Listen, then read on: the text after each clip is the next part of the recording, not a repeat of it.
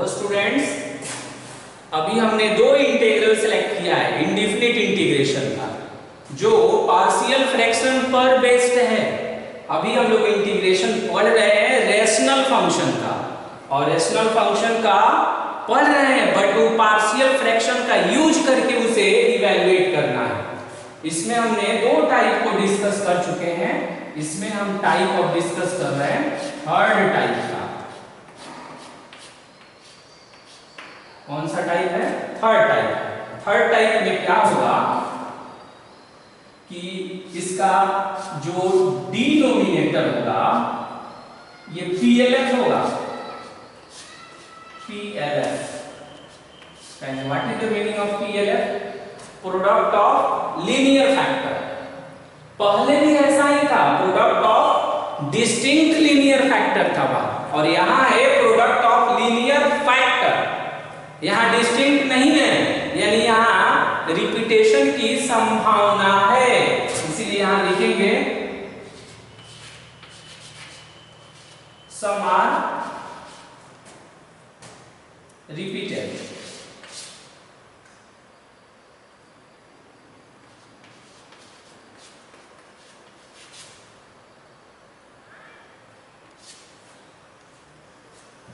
और ये क्लोज कर देंगे। कह रहा है कि इसका जो डिनोमिनेटर होगा ये प्रोडक्ट होगा इसका लीनियर फैक्टर का, लेकिन उसमें से सम आर रिपीटेड, उसमें से कुछ ऐसा रहेगा जो रिपीटेड रहेगा। तो वैसे इंटीग्रल को कैसे इवैल्यूएट करेंगे यही मुझे सोचना है। अभी हम फर्स्ट इंटीग्रल का डिस्कशन कर रहे हैं। फर्स्ट इंटीग्रल में देखिए पहले हम लेट करेंगे, क्योंकि मुझे मालूम है कि इसे पार्शियल फ्रैक्शन पर ट्रांसफॉर्म करना है मुझे। तो ये है मेरा 3x और प्लस में 1 अपॉन x माइनस 2 का होल स्क्वायर, और ये होगा x प्लस 2 इज इक्वल। अब है कि इसमें कौन रिपीटेड है, तो x माइनस 2 का होल स्क्वायर। होल स्क्वायर का होना इस बात को बताता है कि x माइनस 2 दो बार आया, और दो बार होना बताता है कि ये रिपीटेड है। तो जो रिपीटेड रहेगा, जैसे यहाँ पावर कितना है 2 है, तो आप यहाँ पर 2 लेंगे, एक a ले लेंगे आप प्लस में, एक b ले लेंगे। अगर 3 रहता तो 3 लेते, a plus b plus c, यही इसका लेते।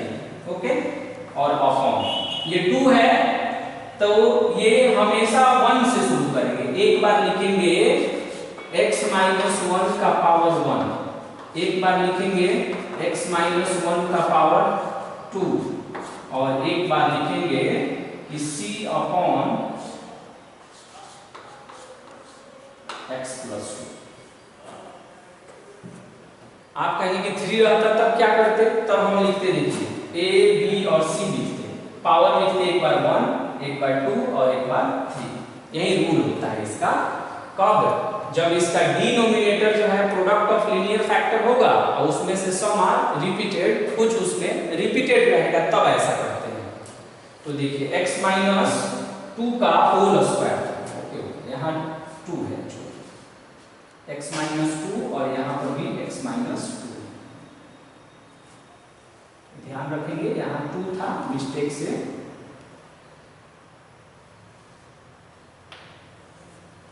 x माइनस 2, तो x माइनस 2 का पावर 1, x माइनस 2 का पावर 2, ऐसे करते। वहीं 3 रहता तो 3 स्टेप में ये मूव करता।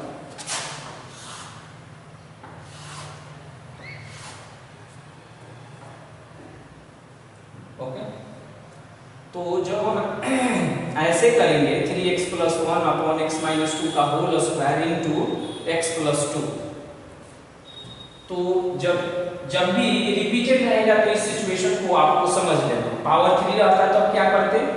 a b c, x minus 2 का पावर 1, ये हमेशा 1 से शुरू है, एक बार 1 रहेगा, एक बार 2 रहेगा, एक बार 3 रहेगा, उसी तरह 4 रहता तो 4 तक जाता। ऐसे ज्यादा पावर बढ़ने पर उसका और भी टेक्निक होता है करने का। ओके, तो अभी 2 वाला हम लोग कर रहे हैं। अब इसका एलसीएम लीजिए, तो एलसीएम जब आप बनाएंगे तो यहाँ 3x प्लस 1 होगा, इसका एलसीएम क्या होगा? यही होगा जो हमेशा ध्यान रखेंगे कि जो एलएचएस में होता है वही आरएचएस में भी एलसीएम बनता है, इसके डिनोमिनेटर की तरह, यानी ऐसा ही बनेगा हमेशा। तो a होगा और x माइनस 2 से जब डिवाइड करेंगे तो क्या होगा? एक बचेगा x माइनस 2 और एक बचेगा x प्लस 2। b से जब डिवाइड कर देंगे तो b होगा और x प्लस 2 होगा। c से जब डिवाइड करेंगे तो यहाँ होगा c के डाउन वाले, यानी इससे जब डिवाइड करेंगे तो ये बनेगा x माइनस 2 का होल स्क्वायर। दोनों का डिनोमिनेटर कैंसिल हो जाएगा, उसे हम नहीं लिख रहे हैं। अगला जो मेरा स्टेप था वो था आपको पुटिंग सिखाते थे, पुटिंग करना, लेकिन इसमें थोड़ी सावधानी भी बरतनी होती है क्योंकि इसमें सिर्फ सिंपल पुटिंग करने से नहीं होगा। a के डाउन में देखिए कितना है, a के डाउन में कितना है? तो a के डाउन में है x माइनस 2। a के डाउन में कितना है? x माइनस 2 है। तो x माइनस 2 को 0 के इक्वल करिए। x माइनस 2 को क्या करिए? 0 के इक्वल करिए। तो x का वैल्यू क्या आएगा? 2 आएगा। तो पहला पुटिंग होगा x इज इक्वल टू 2। पहला पुटिंग क्या होगा? x इज इक्वल टू 2 होगा। तो x इज इक्वल टू 2 होगा जब पुटिंग, तो देखिए x is equal to 2 put करेंगे तो क्या होगा? a डिलीट हो जाएगा, c डिलीट हो जाएगा, बचेगा क्या? b बचेगा। तो b का वैल्यू कैलकुलेट करें। तो b का वैल्यू होगा 3x प्लस 1 और upon x plus 2। Now we can put 2 in the place of x. So 3 2 या 6 plus 1 7, 2 plus 2 4. We get b is equal to 7/4. Next putting, b के down में देखेंगे तो उससे भी 2 ही निकलेगा, यानी उससे कुछ भी निकलने की संभावना नहीं है, 2 ऑलरेडी पुट हो चुका है। तो अब हम c के पास पहुंचेंगे। b से कुछ भी मुझे ऑब्टेन नहीं हो रहा, c पर आएंगे तो वो हिंट देगा कि -2 पुट करिए। क्यों? ऐसा आप जानते हैं। तो -2 पुट करने से क्या होगा? a डिलीट होगा और b डिलीट होगा, तो क्या निकलेगा? c निकल जाएगा यहाँ से। तो c बताइए कितना होगा? 3x plus 1 upon x minus 2 का होल स्क्वायर। तो -2 तो 3 2 जा -6, -6 में 1 ऐड करिए तो माइनस में 5, -2 और ये -4 -4 का स्क्वायर करिए 61। ये हो गया c का वैल्यू। c का वैल्यू हो गया माइनस में 5/16। तो b निकल गया, c निकल गया, बट a नहीं निकल पाया। तो a को कैलकुलेट करने के लिए आपको स्वयं से कुछ करना होगा, और उसके लिए हम क्या कर रहे हैं? सबसे सुपीरियर होता है x के जगह पर 0 रखना। हम ये नहीं कह रहे हैं कि आप 0 ही रखिएगा, आप 1 भी रख कर निकाल सकते हैं, उसके वैल्यू में कोई इंपैक्ट नहीं पड़ता है। आप 5 भी रख कर निकाल सकते हैं। तो फिर आप बोलेंगे कि आपने 0 का सिलेक्शन क्यों किया? खुद से ये करना पड़ता है, ये सेल्फ थिंकिंग होता है, ये चॉइस पुटिंग कहा जाता है। इसको हम बोलते हैं चॉइस पुटिंग। चॉइस पुटिंग यानी ये मनपसंद पुटिंग होता है आपका, बट 0 पुट करना सुपीरियर होता है, इसलिए हम 0 पुट कर रहे हैं। अब इसमें डिलीट करने का कॉन्सेप्ट खत्म हो जाता है। इसमें जहां जहां x है वहां 0 रखिए डायरेक्ट, और जो बचे उसको लिखते चलिए। तो देखिए यहाँ 0, यहाँ भी 0, तो -2 और ये 2 मल्टीप्लाई होगा, तो -4 को a से करेंगे तो -4a। यहाँ 0 रखेंगे तो 0 प्लस 2 होगा, तो ये बनेगा 2b, तो यहाँ से हम लिख देंगे 2b। यहाँ रखेंगे 0, तो 0 - 2 का होल स्क्वायर, तो ये बनेगा 4c। ओके, अब इससे क्या निकालना है आपको? 4a निकालना है, सॉरी a निकालना है। तो इधर ला लीजिए इसको, तो ये हो जाएगा 2b प्लस में 4c और माइनस में 1 2।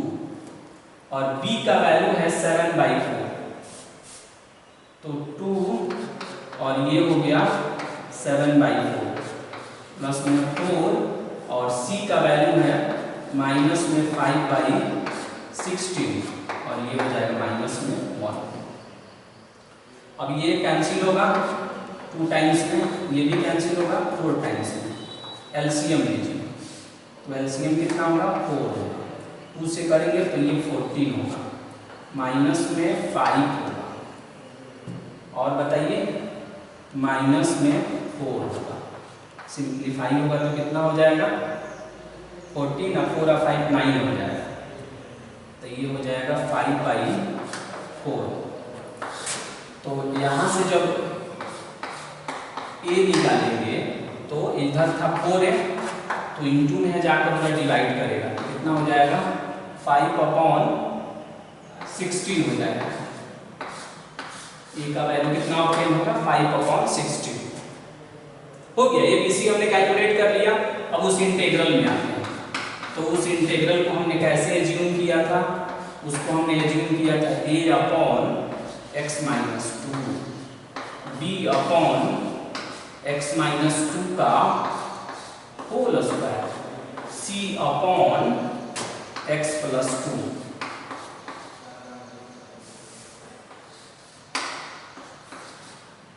और ये हो जाएगा dx।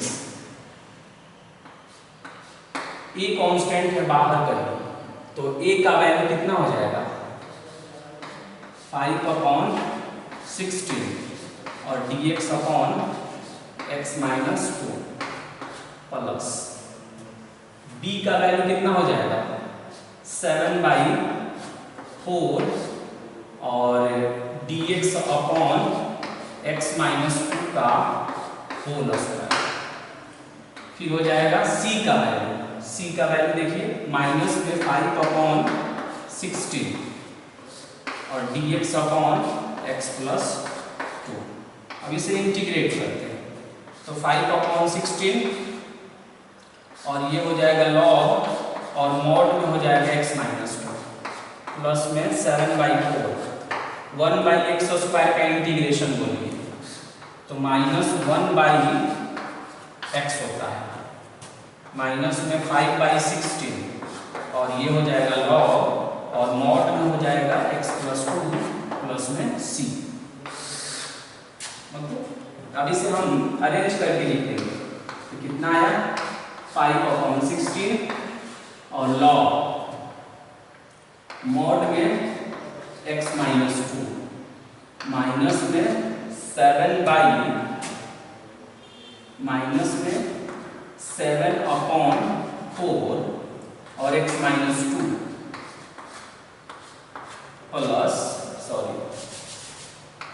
माइनस 5/16 log और मॉड में होगा x+2 और प्लस में हो गया k।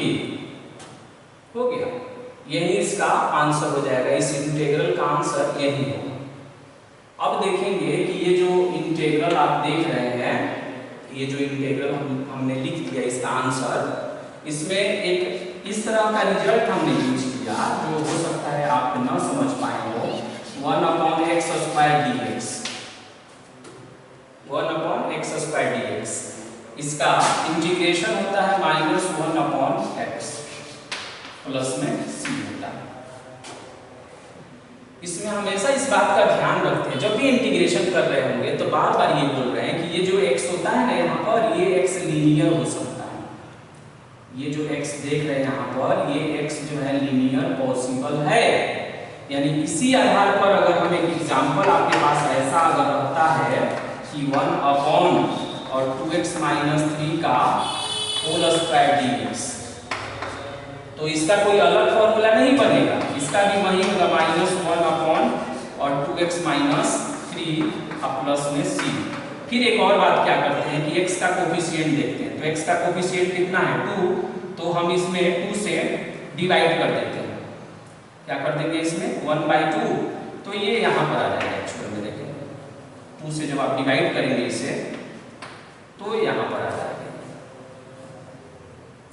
तो हो गया, ये इसका इंटीग्रेशन हो गया। उस कॉन्सेप्ट का हमने यहाँ पर यूज किया। तो कहेंगे आप यहाँ डिवाइड नहीं किए, यहाँ पर डिवाइड नहीं किए क्योंकि x का कोफिशिएंट 1 था ना, तो क्यों डिवाइड करेंगे हम। अब आप सेकंड इंटीग्रल को देख रहे होंगे कि सेकंड इंटीग्रल भी ऐसा ही है। अगर उसे सेट करना हो पार्शियल फ्रैक्शन पर तो कैसे करेंगे, हिंट करिए मुझे। सेकंड नंबर के लिए प्लानिंग बना रहे हैं हम लोग। x² है, प्लस में 1 है और अपॉन x माइनस 1 का होल स्क्वायर है, और ये हो जाएगा x प्लस 3। तो ये बनेगा a अपॉन और x minus 1 plus b upon और x माइनस 1 का whole square plus c upon और x प्लस 3 आएगा। ओके, तो आप इसे करेंगे, आप स्वयं से करके और मुझे बताएंगे कि जैसे हमने फर्स्ट इंटीग्रल को इवैल्यूएट किया वैसे ही सेकंड का इंटीग्रल इवैल्यूएट करेंगे तो कितना इंटीग्रल हम ऑब्टेन करेंगे। तो क्या पढ़ रहे थे, इंडेफिनिट इंटीग्रेशन पढ़ रहे हैं हम लोग। इंडेफिनिट इंटीग्रेशन में भी उस पार्ट को पढ़ रहे हैं जिसमें पार्शियल फ्रैक्शन का यूज करेंगे। और पार्शियल फ्रैक्शन जब यूज करते हैं तो उसका बहुत सारा वेराइटी है, बहुत सारा टाइप है। उसी में टाइप हम थर्ड यूज कर रहे हैं। टाइप थर्ड क्या कहता है कि डिनोमिनेटर जो होगा वो प्रोडक्ट ऑफ लीनियर फैक्टर होगा, उसका हर जो होगा वो रैखिक के गुणनखंड का गुणनफल होगा, जिसमें से sum are repeated. Sum are repeated, ये देख रहे होंगे ना, सम आर रिपीटेड, यानी कुछ हिस्सा उसका जो है वो रिपीटेड मोड में रहेगा। तब हम इंटीग्रल कैसे इवैल्यूएट करेंगे ये मैंने सिखाया। तो फाइनली इस सेशन का आउटकम ये रहा मेरा कि कोई भी रेशनल फंक्शन जिसका डिनोमिनेटर जो है प्रोडक्ट ऑफ लीनियर फैक्टर होगा, सम आर रिपीटेड रहेगा, तो वैसे इंटीग्रल को आप इवैल्यूएट कर पाएंगे इस कॉन्सेप्ट का यूज करके। ओके।